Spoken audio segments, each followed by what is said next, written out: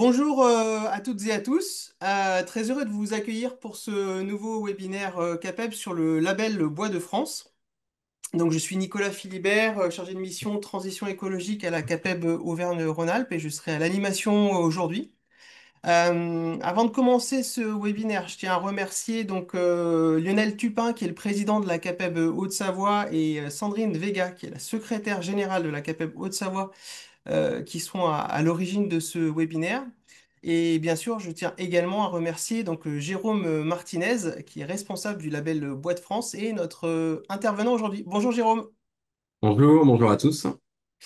Alors, avant d'entrer un peu plus dans le détail, quelques règles pour ce webinaire. Donc, les caméras et les micros ont été volontairement éteints pour des questions de qualité d'enregistrement, mais vous pouvez poser vos questions dans le chat, on les prendra en compte bien sûr au fil de l'eau du webinaire. Et ce webinaire, pour information, donc, sera diffusé sur les chaînes YouTube de la CAPEB Auvergne-Rhône-Alpes et de la CAPEB Haute-Savoie. Donc voilà, pensez à éteindre vos caméras si vous ne souhaitez pas apparaître à l'écran. Euh, Sans plus attendre, nous allons un peu entrer dans le vif du sujet. Donc, ce webinaire s'inscrit dans une série de webinaires produits par la CAPEB sur la question du bois local. Bien entendu, dans ce cadre-là, on a un sujet qui est complètement incontournable, c'est la question du label Bois de France. Donc, ce sujet en particulier que nous allons traiter aujourd'hui grâce à Jérôme Martinez.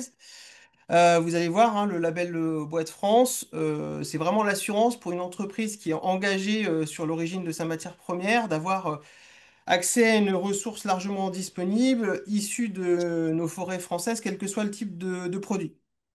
Voilà, donc je vais maintenant passer la parole sans plus attendre à Jérôme Martinez, qui va nous présenter en détail le sujet et je ferai remonter pour le coup vos questions au fil de l'eau. À vous, Jérôme. Merci beaucoup, merci Nicolas. Eh bien, je vous propose qu'on démarre. Je ne sais pas si je peux. Normalement, vous Voilà, devez avoir la main, c'est parfait. voilà, c'est parfait. Donc, je vais vous parler rapidement, bon, du label dans son ensemble. On regardera après, évidemment, ce qui est important pour vous, c'est l'application du label en entreprise. Et puis, on fera un petit focus à la fin sur qu'est-ce que ça peut vous apporter pour vous, artisans de la CAPEB. Alors, sur l'historique et la structuration de Bois de France, très simplement, alors, la chose importante à savoir sur Bois de France, c'est que c'est né d'une volonté des professionnels de la filière bois pour mettre en valeur justement les bois français et structurer la filière bois pour la promouvoir. Parce que finalement, aujourd'hui, il n'y a rien qui ressemble plus à un bout de bois qu'un autre bout de bois.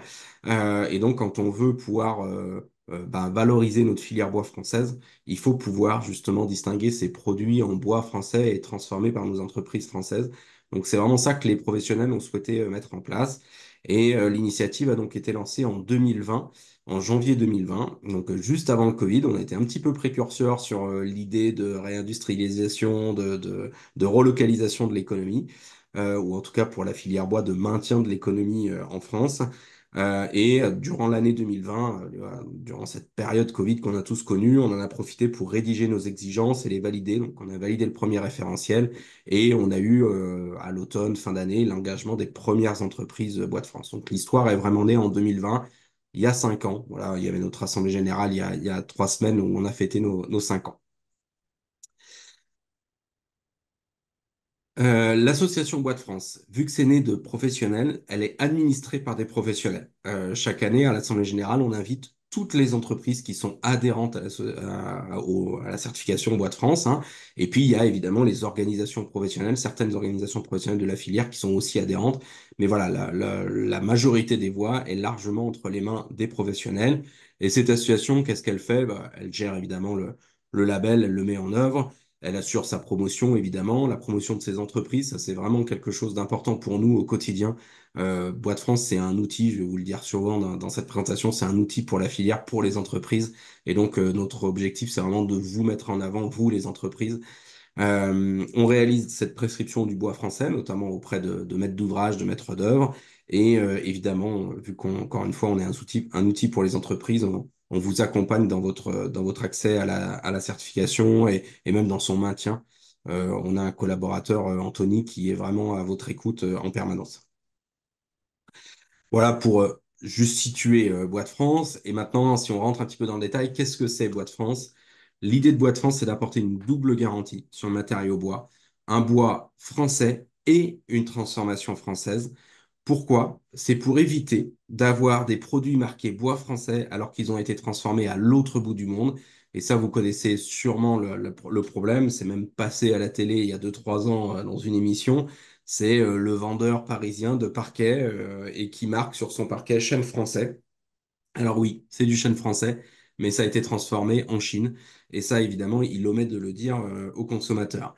Et à l'inverse, on a un certain nombre de produits qui sont marqués comme étant Made in France et qui peuvent être marqués comme étant Made in France, que le référentiel douanier le permet ou certifié Origine France Garantie, mais dans lequel il n'y a pas un bout de bois français, pas un mètre cube de bois français, parce que souvent, c'est la dernière ouvraison qui a eu lieu, le dernier assemblage qui a eu lieu en France et donc, il n'y a pas du tout de notion de bois français.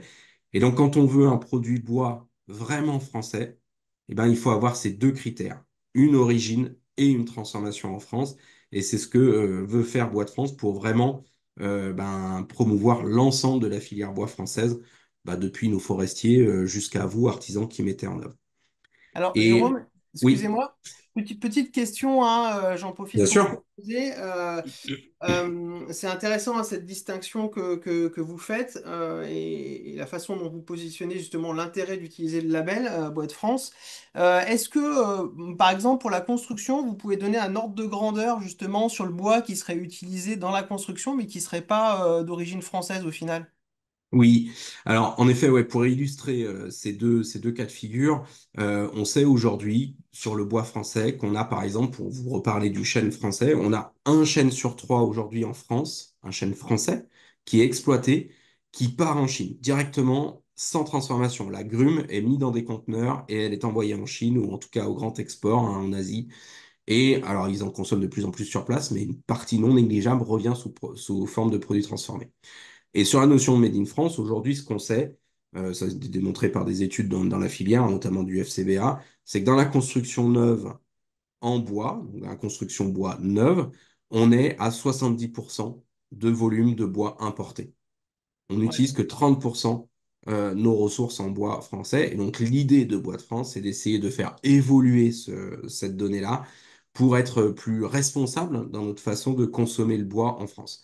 On ne veut pas fonctionner en autarcie, c'est pas le sujet. On sait très bien qu'il y a des produits qu'on ne fabrique pas en France. Il y a des fois, il y a des questions de réactivité, de productivité, même de prix sur certains produits. Et donc l'idée, c'est vraiment simplement d'essayer d'être plus responsable dans notre manière de consommer le bois en essayant de faire progresser ce taux de 30%, peut-être à 40, 50, allez, soyons fous, un jour peut-être 60. Voilà. Merci Jérôme, c'est important.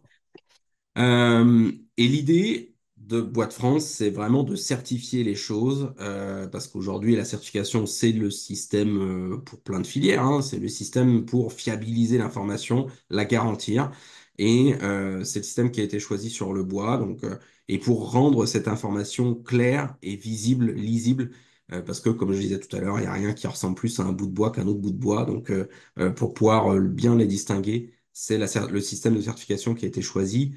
Et ça, pareil, je vais l'illustrer un petit peu. On a aujourd'hui des maîtres d'ouvrage qui viennent vers nous en nous disant, j'ai demandé du bois français dans mon bâtiment, je veux le certifier Bois de France, mon bâtiment. Et ce qu'on s'aperçoit, c'est que entre la demande qu'ils ont effectuée au départ et le résultat à la fin, c'est qu'il y a des grosses différences. Et il y a des projets dans lesquels il y avait du bois français demandé partout dans les cahiers des charges et qu'à la fin, on n'arrive même pas à le labelliser Bois de France parce qu'il n'y a même pas la moitié de bois français dans le bâtiment. Voilà. Mm. Donc aujourd'hui, on a besoin de garantir, de fiabiliser cette information autour du bois français. Voilà. Ok. Et ça, pour le coup, vous, artisans, vous êtes une pierre de tout ça, et c'est important justement que vous apportiez cette garantie et cette fiabilité à l'information, quoi, voilà, pour vos clients. Donc du coup, Bois de France, ça s'inscrit dans des enjeux très actuels hein, que maintenant vous devez tous avoir entendu parler, les enjeux sociétaux, de relocalisation de l'économie, de circuits courts, bah voilà, de faire appel aux entreprises du territoire, c'est extrêmement important. Et puis les enjeux environnementaux, la RE 2020 qui arrive et qui fait qu'on va quand même utiliser de plus en plus de biosourcés et donc de bois dans le bâtiment. Les notions d'empreinte carbone, hein, aujourd'hui, on sait que le matériau bois a une empreinte carbone très intéressante par rapport à d'autres produits. un matériau en bois français a une empreinte carbone encore plus intéressante parce que, évidemment, moins de transport, une énergie en France qui est plutôt décarbonée, etc. Et puis, ça s'inscrit si vous l'avez dans vos entreprises ou si vous répondez à des marchés d'entreprises qui ont des politiques RSE, ça s'inscrit facilement dans les politiques RSE des entreprises. Voilà, nous, on a aujourd'hui des demandes sur ces sujets-là. Voilà. Mhm. Alors, le label Bois de France, c'est l'unique certification nationale. Vous avez eu un autre webinaire qui vous a présenté Bois des Alpes. Donc là, on est sur une certification de massif. Il en existe une autre dans le Massif central et une autre dans les Pyrénées. Là, au niveau national, il n'y en a qu'une seule, c'est la certification Bois de France qui garantit donc et l'origine et la transformation. Voilà, pour l'instant, il n'y en a qu'une et on espère que ça restera qu'une seule. Ça évitera de devoir, comme dans les certifications forestières, et avoir PEFC et avoir FSC. Voilà, l'idée, c'est bien d'en avoir une seule. C'est un système de certification. Alors aujourd'hui, on parle de label pour pas galvauder le terme certification parce qu'on n'est pas encore accrédité par le COFRAC. Je ne veux pas rentrer dans les détails, mais voilà, on attend d'avoir le tampon du COFRAC. Ça va arriver dans les mois qui viennent pour vraiment parler de certification Bois de France, mais on fonctionne déjà comme une certification. Pourquoi? Bah, je l'ai dit tout à l'heure, c'est vraiment pour apporter cette crédibilité, cette fiabilité à long terme. Voilà. Et notre objectif, c'est vraiment d'être un outil pour vous, entreprise, pour ben, valoriser votre entreprise en tant qu'entreprise qui fait vivre les territoires et valoriser vos produits, vos ouvrages que vous mettez en œuvre en bois français. Et puis, ben, un outil pour les utilisateurs de bois, ben, pour savoir tout simplement être sûr d'utiliser ou d'acheter du bois français. Parce que Bois de France, là, on parle construction. Aujourd'hui, on parle d'entreprise. Mais Bois de France, aujourd'hui, on le trouve aussi dans des magasins de grand public, hein, du Leroy Merlin, du Casto, etc. Vous pouvez, parce que c'est pareil, on va en parler tout à l'heure, c'est valable pour tous les produits de la filière, hein, Bois de France. Et donc, vous pouvez tout à fait aujourd'hui aller chez Leroy Merlin et acheter du charbon de bois Bois de France et vous faire un barbecue Bois de France cet été. Il n'y a pas de difficulté avec ça. Voilà, donc c'est aussi un outil pour les utilisateurs, y compris les consommateurs particuliers. Alors, justement, on va en venir à ça, les applications du label Bois de France. Donc, c'est justement applicable à tous les produits. C'est vraiment un système, ça, c'est aussi une petite distinction par rapport aux certifications de massifs comme Bois des Alpes, Massif Central, etc. C'est que là, les professionnels ont souhaité que ça s'applique à tous les produits de la filière bois. Parce que, vous le savez, dans les étapes de transformation du matériau bois, on a beaucoup de produits connexes qui sont qui arrive à chaque étape, hein. Quand vous sciez une grume et que vous passez d'un rond à un carré, forcément, vous avez beaucoup de déchets. C'est jamais des déchets dans le bois, tout se valorise dans le bois, donc c'est des produits connexes et on fait plein d'autres choses avec ça. On fait de l'emballage, on fait des produits bois énergie, on fait plein de choses. Et donc l'idée, c'était vraiment de tirer l'ensemble de la filière avec Bois de France, donc c'est applicable à tous les produits et à toutes les essences, parce que du coup, au niveau national, on a autant du résineux que du feuillu, etc. Les essences sont réparties de façon inégale sur le territoire, hein. Évidemment que dans les Alpes, en Haute-Savoie, vous avez beaucoup de résineux, de sapins, d'épicéas, de mélèzes, mais vous allez avoir forcément moins de chênes, moins de hêtres, moins d'autres essences comme celle-ci. Peu de Douglas aussi, par exemple. Voilà, donc l'idée dans Bois de France, c'est de pouvoir valoriser toutes les essences qu'on a sur le territoire et de ne pas se limiter, parce que ce qu'on dit aussi beaucoup dans la filière bois, c'est utiliser la bonne essence, le bon produit au bon endroit, hein. C'est une expression qu'on utilise souvent. Et ben là, l'idée, voilà, c'est de pouvoir utiliser toutes les essences et toutes les capacités de production qu'on a en France, tous les produits qu'on a en France. Alors, Jérôme, excusez-moi, Oui, c'est très intéressant ce que vous évoquez là, puisque pour le coup, effectivement, ça nous remonte, hein, mais on a des professionnels justement alors, qui sont très heureux que pour le coup la construction en bois se massifie de plus en plus et voilà, les maîtres d'ouvrage sont de plus en plus sensibles à ça, etc. Mais qui se posent aussi beaucoup la question justement de la concurrence sur la ressource, parce qu'ils voient que de l'autre côté, on a aussi le bois énergie qui se massifie, etc. Et donc vous, en fait, vous couvrez pour le coup tous ces usages-là, tous tout à ces fait. différents usages qu'on peut aller, sur lesquels on peut valoriser notre ressource forêt française, quoi. Oui, tout à fait. Et je vais vous le montrer juste après. On a une filière de transformation qui se développe énormément. Donc, enfin voilà, vous l'avez compris, on valorise tous les territoires, tous les forêts. La CAPEB, elle est en Haute-Savoie, mais elle est aussi dans les autres départements. Donc voilà, Bois de France, c'est valable pour tous les départements de notre pays. Et justement, en effet, ces dernières années, notamment depuis le Covid, parce que c'est quelque chose qu'on entendait souvent, la filière de transformation, hein, les scieurs ne savent pas faire des produits secs, rabotés, même voir des produits d'ingénierie de la construction. C'est des produits de mauvaise qualité, etc. Donc on importe du bois du Nord, des bois allemands, des bois autrichiens, etc. Qu'on retrouve notamment par les négoces. Voilà. Ce qu'il faut savoir depuis 2020, et c'est pas moi qui le dis, hein, vous voyez, j'ai mis la copie d'une diapo du ministère de l'économie, c'est qu'il y a un mur d'investissement dans la filière bois, notamment grâce au plan France 2030, France Relance, etc. Aujourd'hui, les entreprises du bois, depuis 2020, et ça s'est vérifié hein, d'année en année, là vraiment, ça continue encore aujourd'hui, elles investissent 3 fois plus que d'habitude.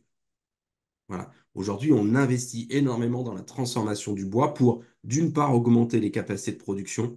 On a des scieries aujourd'hui qui sont sorties qui permettent d'optimiser vraiment avec des scanners, etc. Donc vraiment de tirer le meilleur parti de chaque grume. Et pour diversifier aussi, et vous le voyez, c'est les exemples que j'ai mis à droite. Aujourd'hui, en haut, la photo en haut à droite, c'est pour produire des murs en CLT. Donc les murs massifs en lames croisées. Aujourd'hui, avant, il y a encore 4-5 ans, on n'avait que des petites productions avec des volumes très réduits sous vide. Et maintenant, on a des presses, comme là, il y a sur la photo, il y en a 3 en France. Et donc, on a une production qui a été multipliée par 10 en quelques années, quoi. Par 10 parce qu'on partait de peu, hein. Et puis en bas à droite, ça c'est pas encore ouvert, mais ça va commencer à produire cet automne et ça va arriver vraiment en production effective en début 2026. C'est une usine de LVL.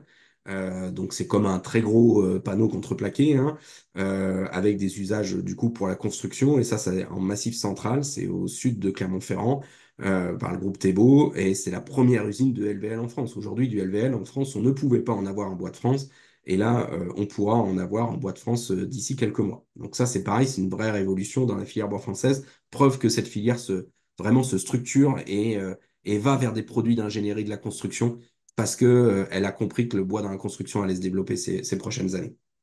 Et je vous mets cette diapo-là qui est extrêmement intéressante, qui vous montre justement ces évolutions en termes de capacité de production en France. Alors, on a évidemment des évolutions en produits d'aménagement, de menuiserie, parce que ça aussi, c'est important. Pardon, tout ce qui va être bardage, lames de terrasse, les carrelets pour faire de la menuiserie, c'est important. Mais aussi pour des bois de structure. Donc des bois simples, les bois massifs, les bois bruts secs, les bois rabotés secs. Vous voyez qu'il y a quand même des évolutions intéressantes hein, entre 2023 et ce qui va arriver d'ici 2030. On va multiplier par 2 grosso modo. Et aussi en bois un peu plus, comment des bois d'un peu plus d'ingénierie de la construction, donc des bois massifs à voûter pour avoir des longueurs un peu plus importantes. Vous voyez, là, on multiplie carrément par 6. Alors, on part de peu, hein, mais vous voyez, on multiplie par 6. Les BMR, hein, les bois lamellés collés, pareil, ça continue d'évoluer. Le CLT dont je vous parlais tout à l'heure, ben là, c'est le volume 2023 qui était à 70 000. Si on parlait du volume 2020, on était à 5 ou 6 000 hein, en 2020. Donc, voilà, c'est une très forte évolution. Les panneaux OSB pour pouvoir contreventer, des murs ossature bois pour pouvoir faire des planchers, pour pouvoir, etc. Ça, c'est pareil, ça évolue. On n'a qu'une usine aujourd'hui de production. Normalement, il devrait y en avoir une deuxième d'ici 2030. Et puis, le fameux LVL dont je vous parlais, bah là où, là, carrément, on n'en avait pas du tout en France jusqu'ici, et où, dans peu de temps, on va en avoir, avec une capacité de production, dans un premier temps, de 60 000 mètres cubes, mais qui va même pouvoir monter au-delà. Elle est prévue pour pouvoir produire 100 000 hein, mètres cubes à terme, hein. Donc, voilà. Donc une vraie évolution en termes de produits. Donc il ne faut pas hésiter. Moi, je montre souvent cette diapo pour montrer notamment aux maîtres d'ouvrage qui ont peur en disant est-ce qu'on va avoir assez de bois? Oui, il y aura du bois, il n'y a pas de problème, et des produits vraiment d'ingénierie pour la construction. Donc allons-y, utilisons du bois dans la construction. Et bon, voilà, vous artisans, j'imagine que vous êtes déjà convaincus. Et si vous aviez des doutes, bah voilà, cette diapo, j'espère, vous rassurera. Donc, utilisons du bois et du bois français transformé en France. Il est disponible. Et du coup, bah, avec tout ce que je viens de vous dire, vous l'avez compris, tout est possible en bois français, donc il n'y a plus d'hésitation à avoir. Faisons en bois français, ayons une utilisation responsable de notre matériau bois, c'est un matériau naturel. On a des forêts partout en France, utilisons-les, valorisons-les. Et même, j'allais dire, faisons-le vraiment aussi pour notre forêt, parce que avec le changement climatique, la forêt, elle souffre, et on a besoin d'accompagner nos forestiers dans la transformation de notre forêt, dans son aide à la faire évoluer, parce que le changement climatique va trop vite pour la forêt. Donc il faut aider nos forestiers pour qu'ils puissent continuer à gérer et à exploiter cette forêt pour pouvoir la renouveler et l'adapter au changement climatique. Donc on est dans une période, ça paraît contre-intuitif, mais où au contraire, il faut utiliser du bois pour aider nos forestiers à adapter la forêt. Si on arrête de consommer du bois, nos forestiers pourront plus adapter la forêt au changement climatique. Alors, Donc, pardon Jérôme, oui, c'est très intéressant ce que vous dites, hein, et pour le coup, c'est un point clé. Je me permets de faire une toute petite aparté parce bien qu'effectivement, sûr. il y a aussi un sujet qu'on a vu, hein, dans les webinaires. Alors, c'est un cas spécifique de l'impact du changement climatique sur les forêts, mais on a traité la question du bois bleu. Et on est Oui, exactement bien sûr. sur cette idée-là de dire il faut sortir du bois des forêts qui est impacté. Alors en l'occurrence, le bois bleu, c'est pas directement le changement climatique. Voilà, il est attaqué par les scolytes et effectivement, l'idée c'est de le sortir le plus vite de la forêt pour que tout ce carbone qui est séquestré dans le bois, et ben, on le séquestre in fine dans des bâtiments en l'utilisant en bois d'œuvre et qui soit pas laissé à se dégrader naturellement, quoi. Tout à fait. Alors, c'est quand même en lien direct avec le changement climatique, hein, le scolite, parce Complètement. qu'aujourd'hui, si on a autant de scolites en forêt, c'est bien dû au changement climatique. C'est qu'on a aujourd'hui une période de reproduction du scolite qui est beaucoup plus importante qu'avant. Les Exactement. premières reproductions commencent beaucoup plus tôt et finissent beaucoup plus tard dans l'année, donc beaucoup plus d'insectes et donc beaucoup plus de bois attaqué. Oui, tout à fait. On aura de plus en plus de bois avec touché, voilà, par les crises sanitaires, que ce soit le bois bleu, que ce soit des piqûres dans le chêne, que ce soit des Mm. couleurs dans le hêtre, etc. Il faut pas hésiter à utiliser quand même ces produits-là s'ils ont été sciés, classés structurellement, notamment par nos scieurs, avec tous les scanners et tout qu'ils ont aujourd'hui, c'est qu'ils sont utilisables. Mm. Quand vous avez un bois qui est classé C24 par la Syrie, c'est que c'est un C24, vous pouvez l'utiliser. Tout à Donc fait. oui, oui, bien sûr, pas d'hésitation à utiliser les bois bleus et autres, et même on a même aujourd'hui des gens qui arrivent à le valoriser, même en termes de Ouais, couleurs, de tout choses, à fait. en faisant des choses vraiment très très sympas. Et donc voilà, tout ça pour résumer, allons-y, utilisons du bois français, tous les produits sont là, on peut y aller, il y a des usines qui sont là. Donc allons-y, utilisons nos bois français, ils sont disponibles et par nos entreprises françaises, par vous les artisans établis en France. Si je continue et que je vais sur la traçabilité pour rentrer encore plus dans le vif du sujet, j'espère vous avoir un peu convaincu quand même d'utiliser des bois français transformés en France. Donc, si vous voulez rentrer dans Bois de France, comment cela fonctionne? L'idée comme je vous l'ai dit, c'est une double garantie. Donc, autant la transformation en France, c'est pas compliqué à prouver à partir du moment où l'entreprise est en France. Voilà, vous êtes a priori adhérent à la CAPEB Haute-Savoie, vous êtes en Haute-Savoie, donc ça, c'est pas compliqué à prouver. Par contre, quand on va parler de bois d'origine française, ça va nous obliger du coup à une traçabilité depuis cette fameuse forêt française, cette ressource française, jusqu'aux produits en bois de France, produits ou bâtiments en bois de France. Et donc ça, c'est vraiment une traçabilité étape par étape. C'est vraiment comme une chaîne, hein. S'il y a un maillon qui manque, la chaîne est rompue et la garantie n'est plus établie de bout en bout. Et donc vous avez un rôle à jouer dans cette traçabilité. Il faut vraiment que ça soit, donc, comme je disais, appliqué à toutes les entreprises de la chaîne de transformation du matériau bois. Le référentiel, quand on a rédigé le référentiel Bois de France, on n'a pas réinventé l'eau chaude, on est sur un référentiel type ISO 38000. Alors, je ne vais pas vous rentrer dans les détails hyper techniques parce que, je vais vous le dire après, on accompagne toutes les entreprises là-dedans.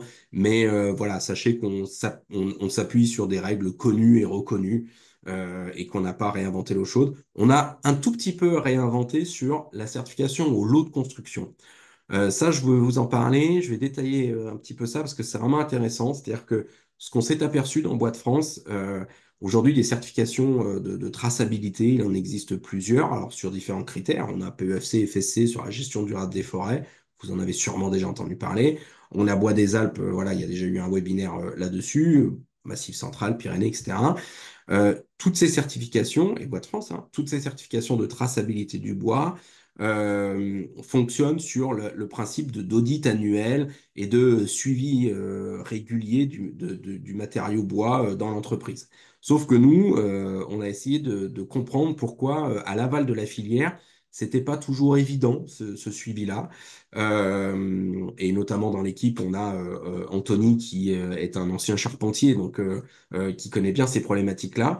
Et on sait que vous, dans vos entreprises, contrairement à une entreprise une scierie par exemple qui produit toute l'année un certain volume de voilà certains produits avec des productions régulières, vous remportez des marchés. Et chaque marché a ses caractéristiques. Une fois, vous allez remporter une très grosse charpente, la fois suivante, juste la petite charpente d'un garage, je sais pas.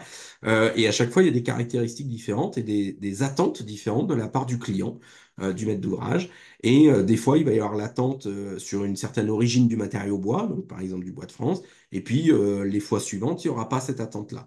Et donc, plutôt que d'avoir une certification qui vous oblige à mettre en place un suivi et des audits tous les ans, alors que potentiellement pendant un an, vous n'allez pas avoir de chantier qui a demandé du bois de France, on a réfléchi une certification au lot de construction. C'est-à-dire que quand vous remportez un lot de construction dans un bâtiment, chez un particulier, etc., et qu'il y a la demande sur une certaine origine du matériau bois, bah là, vous allez déclencher la traçabilité bois de France pour ce marché-là. Et puis les marchés suivants, vous ne le ferez plus.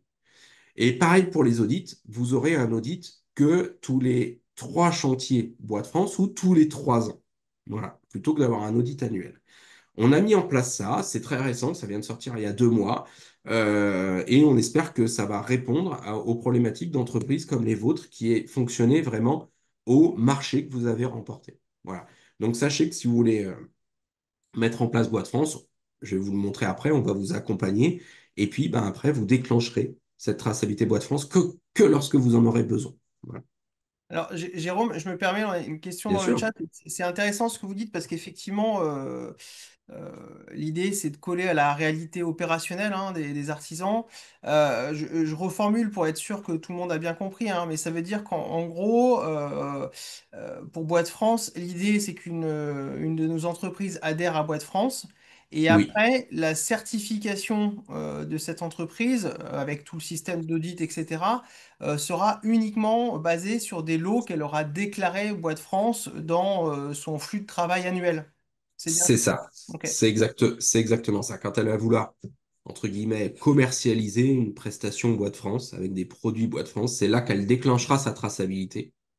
Et une fois sous ces 3 chantiers valorisés en Bois de France, elle aura un audit ou tous les 3 ans, si elle n'a pas d'audit de manière, enfin si elle n'a pas de D'accord. chantier, pardon, Bois de France de manière annuelle, quoi. Voilà. De Très manière clair, régulière. merci. Voilà. Ça vient de sortir, donc n'hésitez pas à l'utiliser si vous souhaitez l'utiliser, voilà, et on espère que ça répondra justement à vos problématiques et à votre fonctionnement, en fait, tout Mm. simplement. Voilà.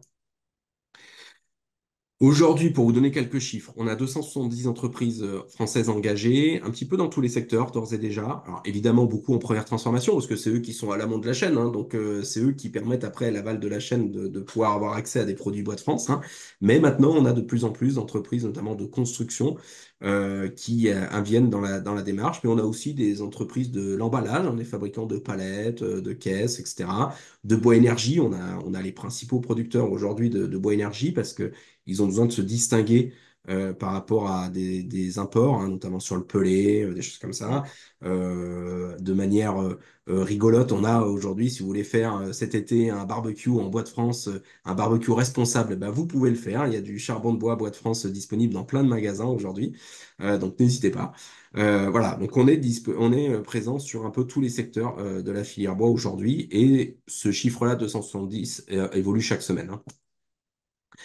C'est, vous l'avez compris, je l'ai déjà dit, applicable à tous les produits de la filière bois, vraiment, depuis les produits de construction jusqu'aux produits bois énergie. Et particularité, on va aussi proposer une labellisation de projet pour les maîtres d'ouvrage.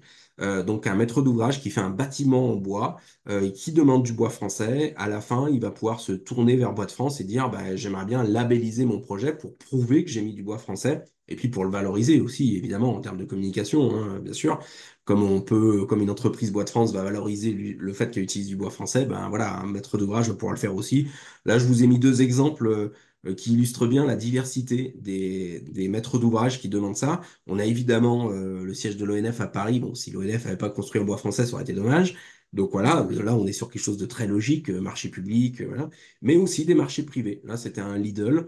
Lidl, on a déjà certifié un deuxième supermarché Lidl. Ils sont vraiment dans cette démarche-là, donc c'est intéressant et ça montre que même un acteur privé peut avoir cette attente-là sur ces projets et sur ces bâtiments. Voilà.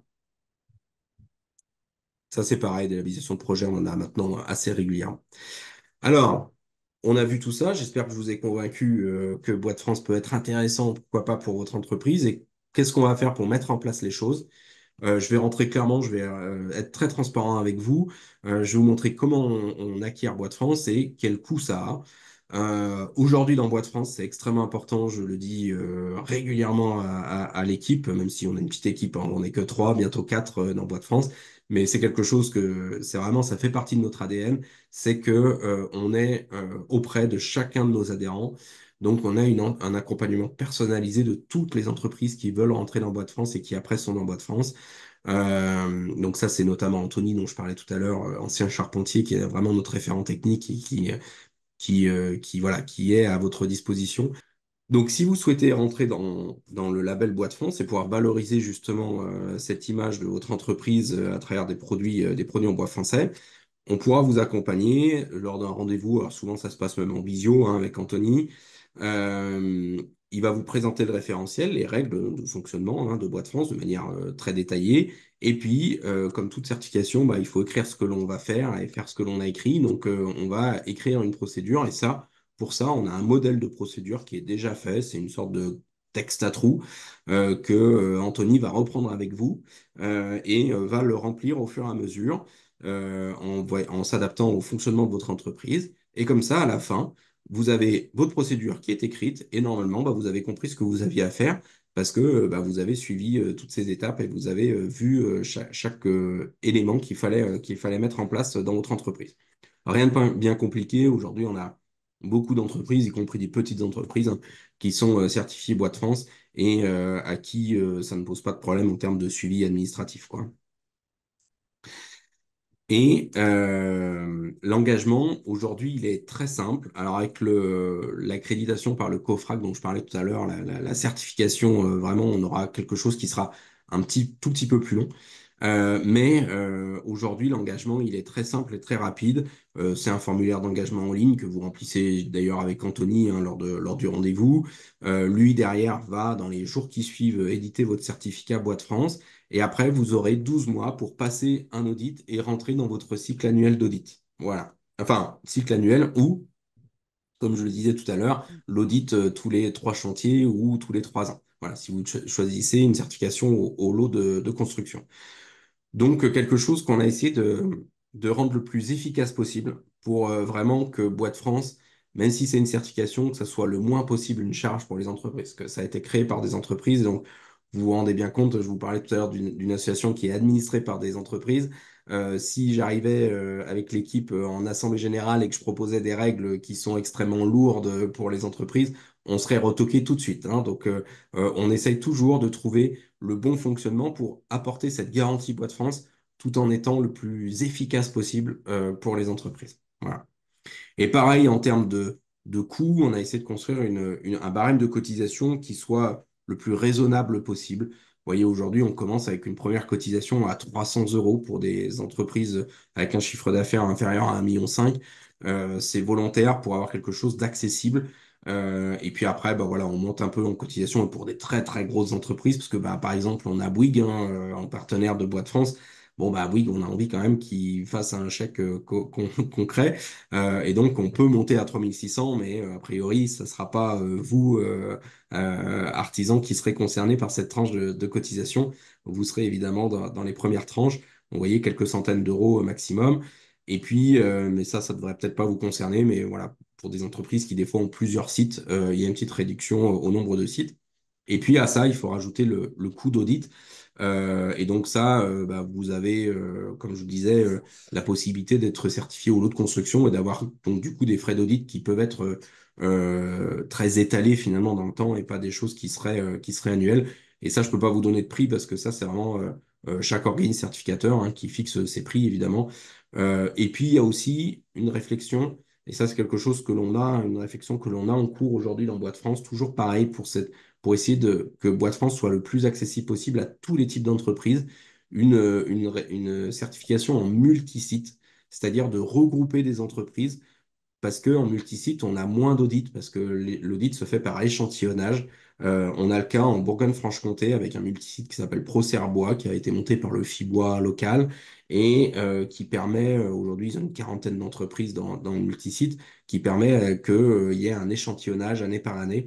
Donc on est en train d'essayer de voir pour reproduire ce modèle Procerbois dans d'autres régions, dans d'autres départements pour faciliter encore vraiment l'accès des entreprises à la certification Bois de France. Voilà. Le but du jeu, c'est qu'il y ait le moins de freins possible à ce que vous puissiez être Bois de France, parce que, encore une fois, l'idée, c'est que ça soit vraiment un outil pour vous, pour les entreprises. Et enfin, je terminerai sous forme finalement un petit peu de conclusion. Qu'est-ce que Bois de France peut vous apporter à vous, artisans? Aujourd'hui, je pense que Bois de France, c'est un parfait complément d'image. Vous, artisan, mon oncle est menuisier, donc je connais bien, vous êtes la figure de proue de l'emploi local. C'est vous qui êtes dans les territoires, au cœur des territoires, qui rendez service à des particuliers, à d'autres entreprises sur des petits chantiers ou même des chantiers plus gros. Vous êtes vraiment là au quotidien dans les territoires pour mettre en œuvre le bois.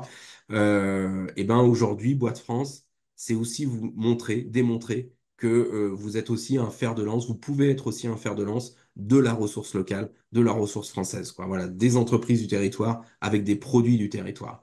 Je pense que c'est vraiment un parfait complément d'image pour vous et pour vos entreprises. Et puis, évidemment, pour vous, c'est répondre à une attention de plus en plus fréquente sur l'origine du bois dans les marchés, que ce soit des marchés de particuliers, des marchés d'entreprises, des marchés de maîtres d'ouvrage, de construction. Avant, les gens, quand ils construisaient en béton, ils se posaient pas la question d'où venait le sable. C'est, voilà, construisez en béton, point. Aujourd'hui, on utilise de plus en plus des matériaux naturels, du bois. Tant mieux pour nous, tant mieux pour nos entreprises.